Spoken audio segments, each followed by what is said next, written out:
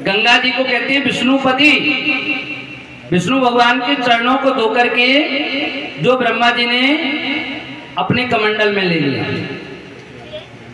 है ना, तो चरणों से निकल करके गंगा, और वो ऐसी होगी कि जिसमें स्नान करने से दूसरों के पाप धुल जाते हैं। तो चरणों से निकलने वाले शूद्रों को छूने मात्र से हम गड़बड़ हो जाती है। एक में नहाने से पवित्र हो रहे हैं और दूसरे को छूने से भी अपवित्र हो जाते हैं। ऐसा कैसे हो सकता है? वो भी भगवान के चरणों से निकले। एक ही स्थल से निकलने वाली दो चीजें, अलग अलग प्रकार का व्यवहार। नारद जी कह रहे कि हमने अपने बच्चों को कैसा बना दिया? नौकर बनाने की सोच ली है। माता पिता बालक ने बुलावई और उधर भरे सोई पाठ पढ़ावई। बेटा बस इतना पढ़ ले कि तू अपना भरण पोषण कर ले, नौकरी लग जाए बच्चे की। ये कभी नहीं कहते कि मालिक बन जाए। हमेशा क्या कहते हैं? हमारा बेटा नौकर बन जाए, नौकरी जितना पड़ जाए। और मनुस्मृति में कहा जाता है कि नौकर चाहे वो 1 करोड़ रुपए पर डे भी लेकर के आए, जो किसी की सेवा करता है, जो किसी की नौकरी करता है, शूद्र जाति से नहीं होते। जाति से तो 1947 से होने लग गए, ये ध्यान रखना। संविधान के अनुसार शूद्र जाति के अनुसार हो गए। शूद्रों की परिभाषा क्या थी? जो तीनों वर्णों की सेवा करता है। वैश्य, शूद्र और क्षत्रिय, तीनों वर्णों की सेवा करता है, वो शूद्र कहलाता है। और नौकरी का मतलब क्या है? सेवा भावित होता है नौकरी का मतलब। अगर सेवा, नौकरी कर रहे हैं मतलब सेवा कर रहे हैं, और सेवा कर रहे हैं तो चाहे वो ब्राह्मण का ही बालक क्यों ना हो, अगर वो भी नौकरी कर रहा है तो वो भी शूद्र की श्रेणी में आता है। ये मनुस्मृति का प्रमाण है। आजकल हम नौकरी के लिए महाराज बच्चों को पढ़ाई केवल नौकरी के लिए करा रहे हैं। और दूसरी एक और बात महाराज मैंने देखी है, अब ज्यादा तो कहना तो नहीं चाहिए, क्योंकि माता ही तो हमारी कथाएं सुनने के लिए आती हैं, और उनके ही पक्ष की एक बात कह देता हूँ। और ये मैंने कह रहा हूँ, भागवत कह रही है, श्रीमद् भागवत कह रही है। क्या कह रही है? कि नारे विवश नर सकल गोसाई, नारे विवश नर सकल गोसाई, नारे विवश नर सकल गोसाई, नारे विवश नर सकल गोसाई, नाचहि नट मर कटकिय नाही, श्री राम जय राम जय जय राम, श्री राम जय राम जय जय राम। ये संसार समस्त नारियों के वशीभूत हो गया है।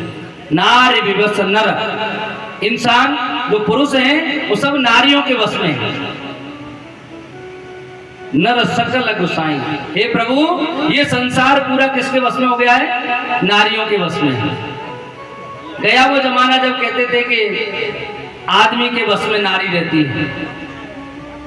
कत विधि सृजई नार जग माही, पराधीन सपने सुख नाही। पिता के घर में रहती है तो बालिका पर पिता का, भाई का, माँ का, इनका कंट्रोल रहता है।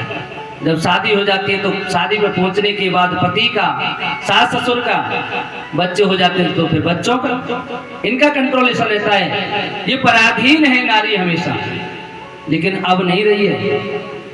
पहले कहते थे कि ये अबला है, लेकिन अब अबला नहीं है, अब तो सबल हो गई है। अब तो बल सहित है, अब तो बहुत बल है, ताकत है, अपनी ताकत पहचानने लगी है। और इन्होंने समस्त नर अर्थात पुरुषों को अपने बस में कर रखा है।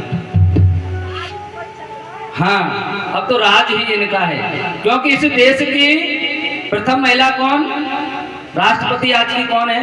द्रौपदी मुर्मू देश की प्रथम महिला है। जो देश की प्रथम महिला, जो इतने देश के प्रथम सबसे उच्चतम जो पद है, उनका ही शासन, राष्ट्रपति का शासन होता है, पूरे देश का राष्ट्राध्यक्ष होता है।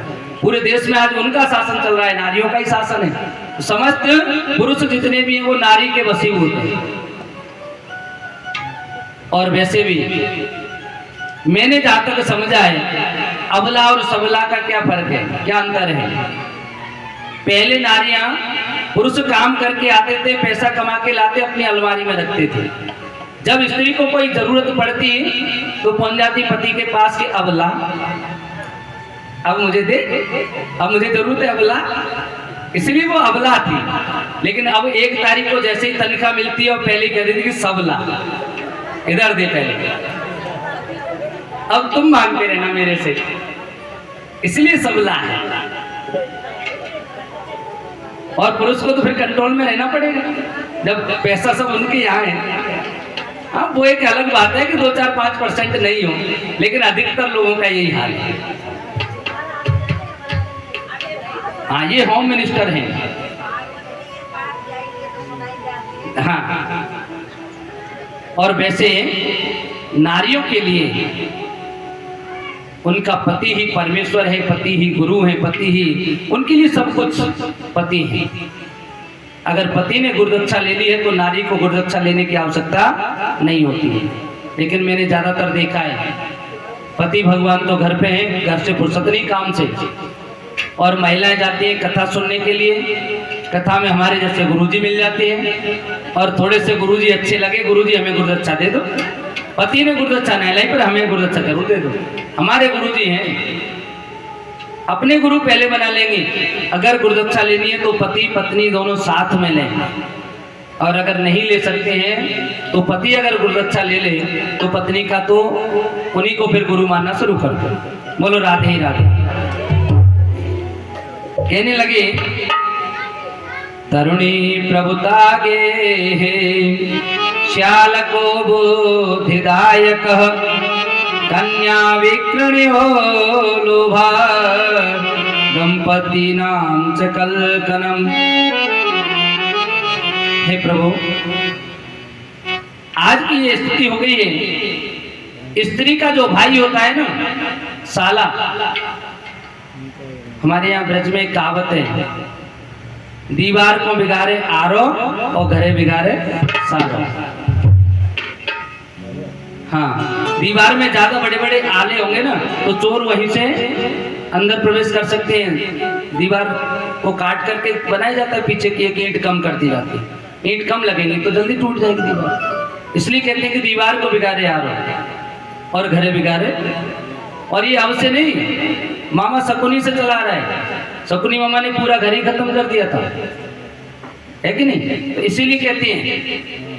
और मामा माहिल भी ऐसा ही था, उसने भी पूरा का पूरा सिस्टम खराब कर दिया।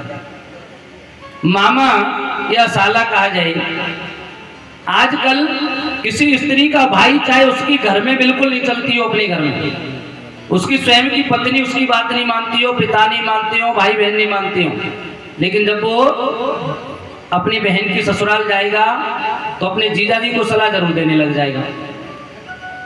और नहीं मानी तो आफत। शाम को पत्नी भी कहेगी तुमने मेरे भाई की बात नहीं मानी इसलिए ऐसा हो रहा है, मेरे भाई ने आपको ऐसे समझाया था। किसी कार्य को करने से पूर्व में भी कहेगी क्यों जी आप ये काम कर रहे हो तो मेरे भैया से पूछ लो, वो बहुत होशियार है काम में, हैं? हे प्रभु, अब हर घर में बहन के यहाँ पर जाकर के और भाई बुद्धि देने वाला बन गया है, और किसी की नहीं चलती वहां, लेकिन साले की अवश्य चलती है। कन्याओं का विक्रीकरण अर्थात कन्याओं को बेचा जा रहा है। धन के ऐसे लालची हो गए हैं, पुत्रियों का विक्रय कर देते हैं। ब्याह ऐसे, पता नहीं ब्याह का भी उन्होंने क्या समझ रखा है। ऐसे ऐसे लोग हुए हैं, लोभ के कारण ऐसे संपत्तियां,